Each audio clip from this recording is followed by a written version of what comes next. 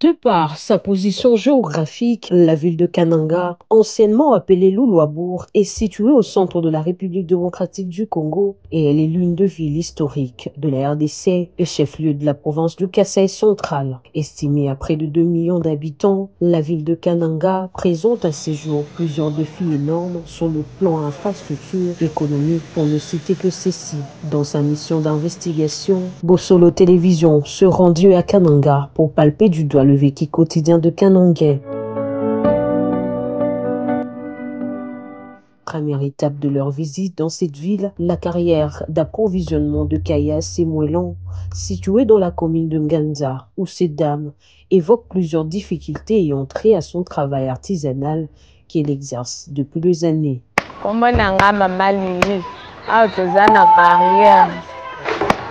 Nganza mabango tozo sumba na zambe kuna to sala na biso tozo sala bano bazo sala la biso tozo chana nani na libuli oyo bato bazolia baya ko basumba biso tozo teka na kanti oyo eza na 1500 to bapesi biso 1500 1500 wane kosunga biso na bana na bamibali na biso bazana misala ya kosala te bana bazotanga kana musala oyo libanga moko bosomango tosumbaka moko na 1000 francs libanga moko 1000 francs tomemango na mutu libanga na mutu tia omema komele mabanga ka mibale moko ka ndengo wana na makulu sikoyo kolia nyonso ezaka na musala oyo toza na musala mosusu ya kosala te kanti oyo toteka ata 15 kolo 20 30 ata 100.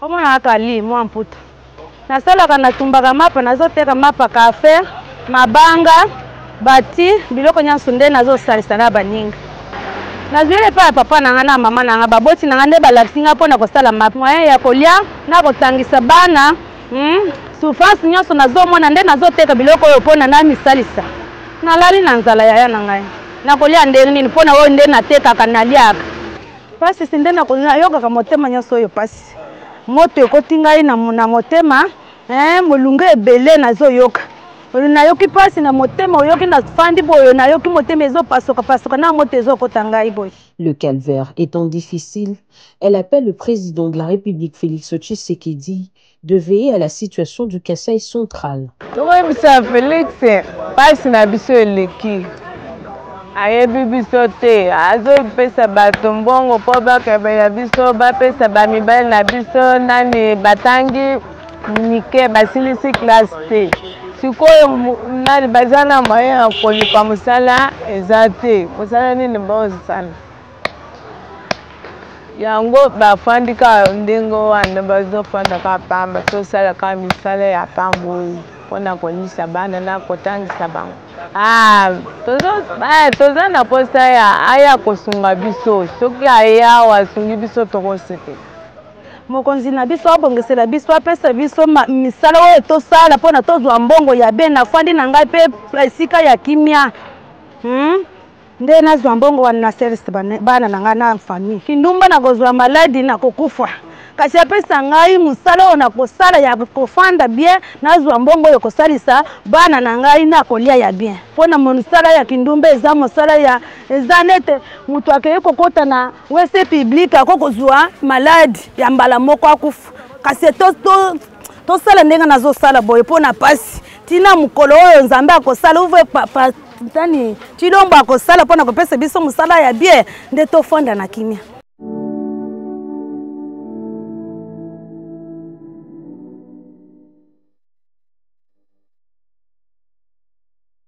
La ville de Kananga se positionne comme une véritable plaque tournante commerciale faisant la jonction entre Mbujima et Chikapa. Le principale activité tournant autour du commerce de produits agricoles manufacturés et importés depuis Kinshasa et autres villes dont les difficultés sont étayées par cette maman qui vend le banane, rencontrée les longs des avenues au centre-ville où des activités se sont créées par manque de quoi faire. Nguba bitabi makemba ndo sala masala nangayo bana bazolia nakei na kambunji nasimbi biloko nangayo oyo na memi na mutu tika nanga kei koteka kona napeta na nazoteka ka nazo sumba sha nazo kende kambundi naluka namema na mutu sina au umona nga ya chulu baba mpelezi oye ba obenga nga mama tete nateka na nga biloko nga yo bambu mabasi to ba orange bita asi feri yango ba 20 ans ya vivo gata na okene ko sombi biloko na nga yo na ba village na yena nga na teki demo yena o vivo na. Bien que la province traverse de moments difficiles, cette dame se bat afin de surmonter la crise économique qu'elle rencontre depuis un moment la province du Kasaï central.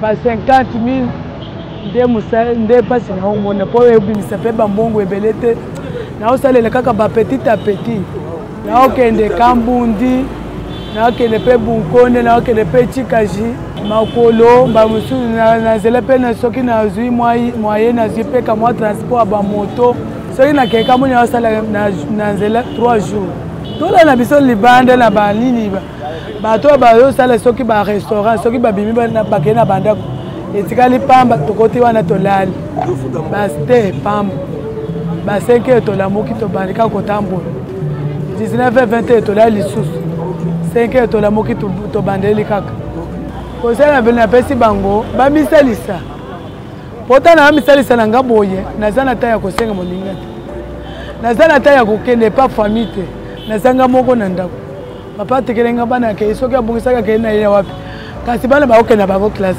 pona kolia ba oli ata na pasi ba pona kolia monika ka ba oli ata e matina monika kana na misalisi na makasi nyonso balie pona ba village mal musula kosomba ekolomo biba ya songo 3000 na ke yango na baniki yango na zuye belebo makambo ya kokende na okende hotel na okende papa mibana na kozwa tante bali bato osenga yeboye asa ese biso na ba misalo oyo po bantu mususu nete biso toza na ba mibana na ndako teka yo to salisa bana na bata ya classe na classe neni to ko to sabana na classe ba osenga biso mongo ebele mona na biso eza na mongo ba osenga biso te nete la minute ba osenga biso na classe vexe pona kofuta nani ya bibliothèque ya bana nyonso ko sakisa nyonso ese kana futa 405 000 francs kasi kanisa au na lali na mbongo 10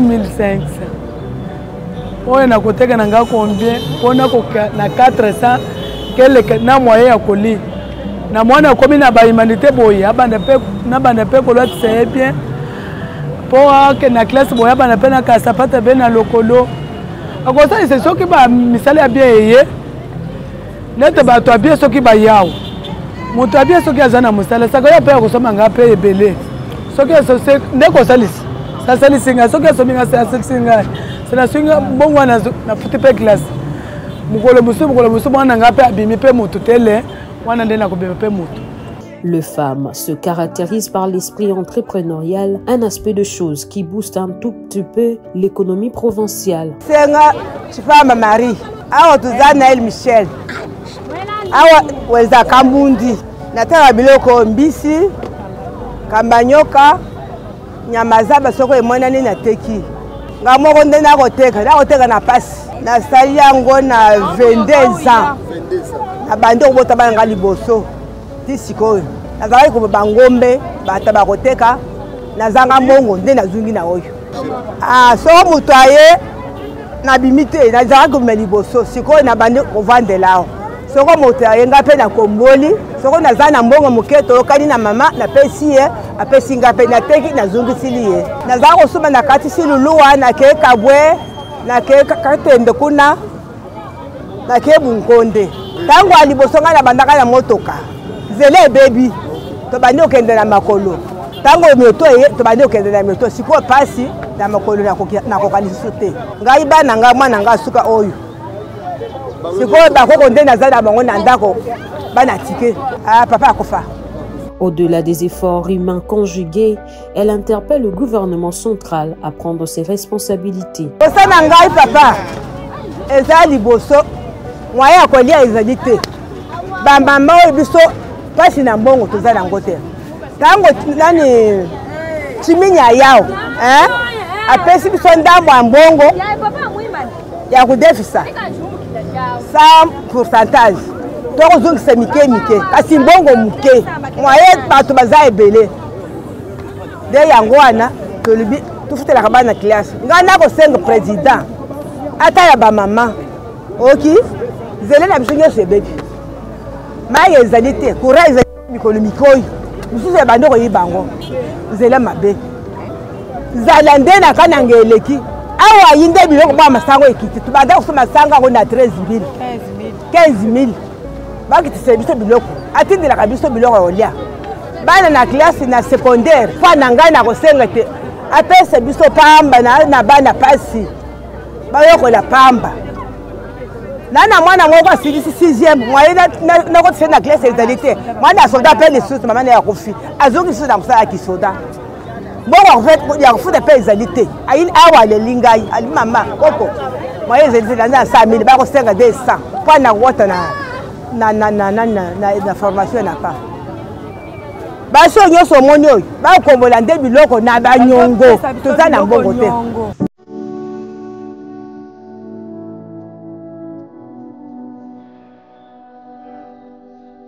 L'activité commerciale à la périphérie de Kananga a un lien très étroit avec les difficultés d'approvisionnement de la ville et les problèmes de transport urbain. La caméra de Bossolo TV s'est rendue au marché central à la rencontre de cette dame vendeuse de produits de première nécessité qui a partagé avec nous son expérience. Mama wetu papa. Ariete Kapinga. Mama Ariete. Kiba lo hapa ngungananga. Est-ce que pas pour toi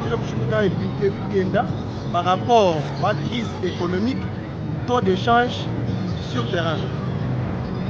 Vinto bidi bienda, $2, tu anjo kushaka compra $2, tu sami shimu tu bikoli. Bora bintu tu bis $1 apati kwa chinsansi. Padi bintu lifika mwabe fale tu bishukula kabijana $1. Kadi bintu tu turubi bana mpinja $1. $1 mpinja $2 kutu 20 na intérêt tu din perti ya bunyi. Fale cha compra $1 etianja kali mia chikuweka, botu tu mwa kwanza commerce bim. Mujezi ya mudimu cha compra tu futu mwaba $1. Bene bitaji bajiba tuyumba kasi bikoli bene mikanda. Mafumba tu peka $1 yanzikala nyifuweka. $1 yifuweka bya kuti bibwele. Kuvena gatano bwalu bwa mafwetu twetwa bwalu bijja bitu tukebele makutanga. Atano bwalu bwa njila numayi ni nzembu. Katene ni nzembu tu. Katene ni mayi tu. La ville de Kananga connaît des problèmes d'approvisionnement en produits vivriers et de biens de première nécessité à cause de l'état défectueux des infrastructures de transport dans la région du Kasaï, dont les routes sont généralement impraticables pendant une longue période de l'année correspondant à la saison de pluie. Nous allons déjà m'habiter déjà.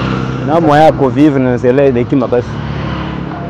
Nous allons te kayango na zoaman damba tiandako. Siko na zo pe mata 3 semaines dans 2 semaines wana. Donc de sumata ba makala pene wana zonga après 2 semaines na zonga ka kuna mosika penza. So yi ba ko ba pesi biso moshato kusala yango mais kito ze yango te to saka ya biso moko koko. Ngana za moto ya Zambe na usambela pe na message ninyo se mto mo.